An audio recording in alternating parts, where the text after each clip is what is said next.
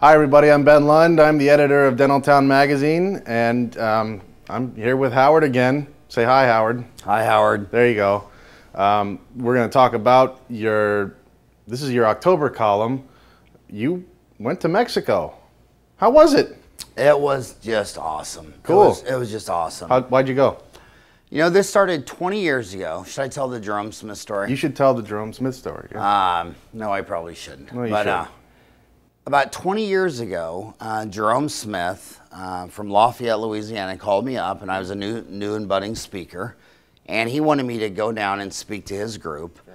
But instead of flying down the night before, lecturing and flying back that night, because I always wanted to get back because I had a wife, 4 kids, a practice, he wanted me to stay after and go fishing in the Gulf of Mexico down in the bayou with about 20 other dentists for the weekend. That sounds fun. Yeah, and I never slow down and smell the roses, but for some reason I decided I'm going to do this. You know, they sound like good old boys from Louisiana, and actually sound like a fun time. Sure.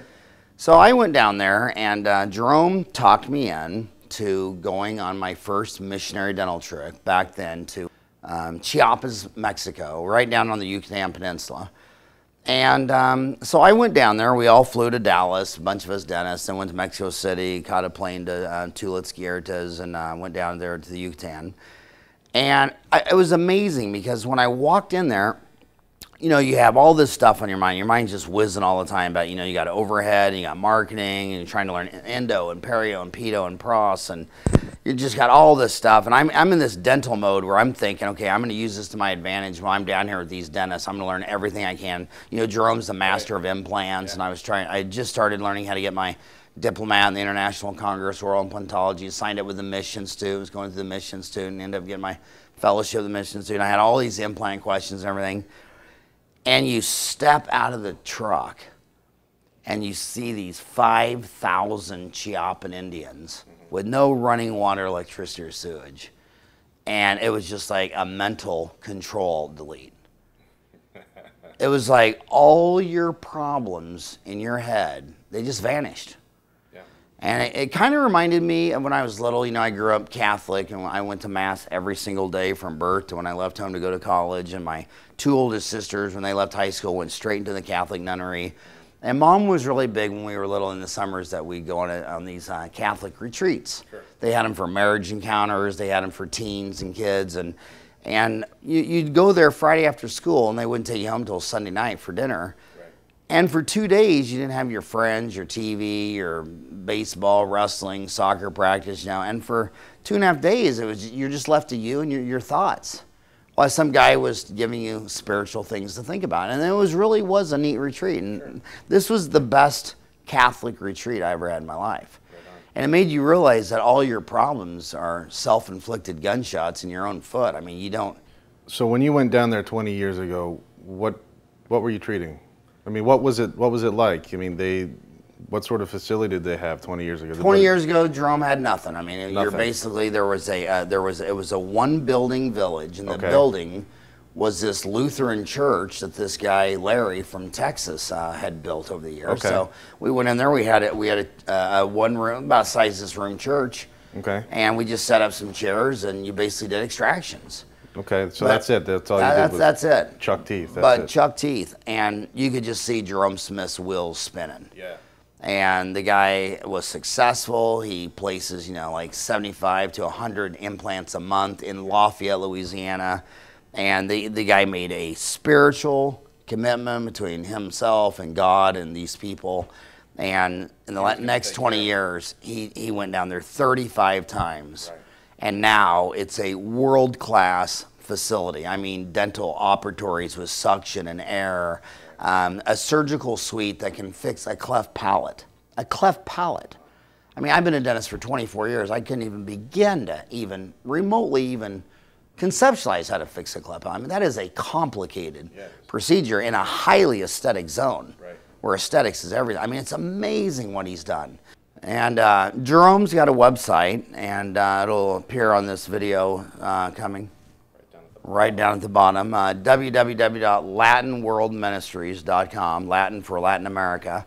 And Jerome probably doesn't want me to get into his personal finances, but the bottom line is this guy's forked out about $100 grand a year for 20 years. Right, that's a lot. And our magazine, you're the editor of Dental Town, goes to 100,000 dentists each month. Right on. If every damn dentist gave $1 once a year, beautiful things are going to happen. My taking my boys down there was just, it was spiritually rewarding because my boys, obviously, they live with me full time. Right. But when you're down there, we were down there for a week. We went Saturday to Saturday. Right. And what I didn't realize is that we may live in the same house together, but between ESPN and CNN and emails and fax and texts and work and friends and I mean, I was realizing down there for a week that, every 4 hours, I probably spent more time with my boys than I did a week back in Phoenix. Right. I mean, for a week, we just sat around campfires and chairs and patience and oh my God, it was so fun and oh my God. You also went down there with some students from AT Still here in Mesa, right? Right, and I'll tell you that was so much what I needed because sometimes in dentistry, it really worries me that the profession is losing touch with reality. I was down there with these dental students and there's a couple instructors, Tim Lukowski and Eric Harris and Tom Mattern and 7 dental students. And oh my God, it was so rewarding to see and talk to these dental students where they were all in it for the right reasons. Yeah. They were all so touched to be helping other people. Not one person was talking about a cosmetic practice. There were no questions on Botox, bleaching, and veneers. It was how do you get profound anesthesia? How do you do a root canal? I mean, after watching those 7 dental students and the way they interacted with their instructors, when I was in dental school, the average dental school, and when I graduated in '87, were ran like boot camps. Yeah. I mean, your relationship with your dean was that if you could probably kill him and get away with it, you would have done it. They went out of their way just to torture you because they thought that was part of the discipline process. And now 25 years later, these deans want a relationship with their students and they want open communication. And they weren't saying, oh, Dr. Harris, can I do that? It was Eric, can I do this? Tim, can I mean, they were on first name basis. Cool. It was totally, marriage is based on love, trust, and respect. Right. And it should be no different from a teacher-student. It should be no different from a boss and employee. It should be no difference between you and your neighbor. I mean, when this society loses love, trust, and respect, what do we have? Nothing. Yeah, we're just 7 billion apes running around the jungle acting crazy. Right, yeah. And so it was very rewarding, and it was very spiritual. And I'll tell you what, these dentists, I'd also take your staff down there. You're saying every dental practice should really consider doing something like this? And or maybe every dental practice should adopt a week at Audiac. I mean, what's $100,000 a year divided by 50 weeks a year? It's a $2,000 a week budget. Sure. Why don't your dental office adopt that clinic for a week? Give them $2,000 and then tell your dental office, we're going to do 1 root canal build-up and crown, $2,000, and the revenue is going to go to this village. That's cool. It was great. Please log on to LatinWorldMinistries.com. Donate your time, donate your money. Folks. And do this. The next time, I've lectured around the world. I've lectured in 40 countries. And every time I go to lecture, they always pick me up and take me to some 5-star restaurant.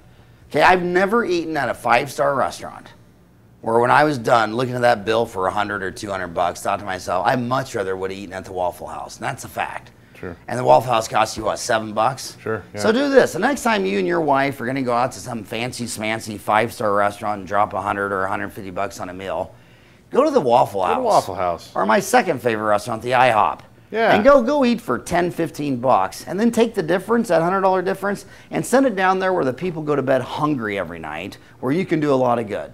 Right on. Hey, thanks a lot, man. Thanks, Big Ben. And we'll see you guys next month.